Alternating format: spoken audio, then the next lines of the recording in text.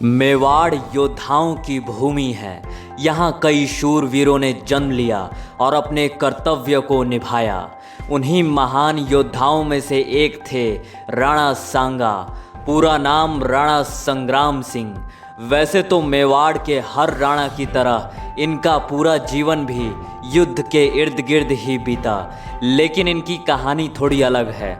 एक हाथ, एक आंख और एक पैर के बुरी तरह घायल होने के बावजूद इन्होंने जिंदगी से हार नहीं मानी और कई युद्ध लड़े। जरा सोचिए कैसा दृश्य रहा होगा जब वो शूरवीर अपने शरीर पर 80 से ज़्यादा घाव होने के बावजूद वो युद्ध में जाने से तनिक भी नहीं घबराता था। कोई योद्धा, कोई दुश्मन इन्हें मार न सका, पर जब कुछ अपने ही विश्वासघात करे तो कोई क्या कर सकता है। आइए जानते हैं इस वीडियो में राणा सांगा की गौरव गाथा। राणा रायमल के बाद सन 1509 में राणा सांगा मेवाड़ के राजा बने। इनका शासनकाल 1509 से 1528 तक रहा। राणा सांगा उस समय के सबसे शक्तिशाली राजा थे। इनके शासनकाल में मेवाड़ अपनी समृद्धि की सर्वोच्च ऊंचाई पर था। एक आदर्श राजा की तरह राणा सांगा ने अपने राज्य की रक्षा की। राणा सांगा ने सुल्तान मोहम्मद शासक मांडू को युद्ध में हराने व बंदी बनाने के बाद उन्हें उनका राज्य पुनः उदारता के साथ सौंप दिया। ये राणा सांगा की बहादुरी को दर्शाता है। इतिहास के पन्नों में दर्ज है कि राणा सांगा की तलवार का वजन 20 किलो था। राणा सांगा ने विदेशी आक्रमणकारियों के विरुद्ध सभी राजपूतों को एकजुट किया।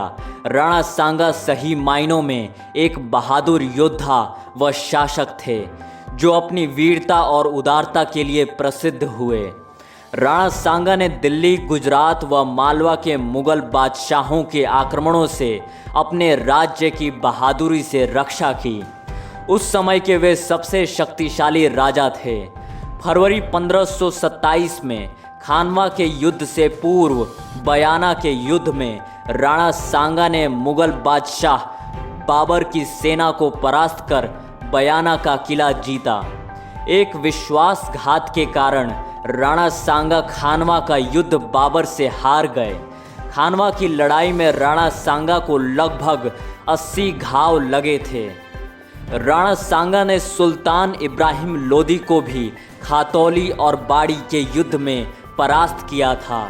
खानवा के युद्ध में हारने के बाद राणा सांगा ने फिर से बाबर से युद्ध करने के लिए तैयारी में जुट गए, लेकिन राणा सांगा के किसी सरदार ने उन्हें धोखे से जहर देकर मार दिया। दोस्तों, राणा सांगा का वीरता से भरा इतिहास आपको कैसा लगा? कमेंट सेक्शन में लिखकर बताइए और ऐसे और भी ऐतिहासिक वीडियोस को देखने के लिए चैनल को सब्सक्राइब कर लीजिए।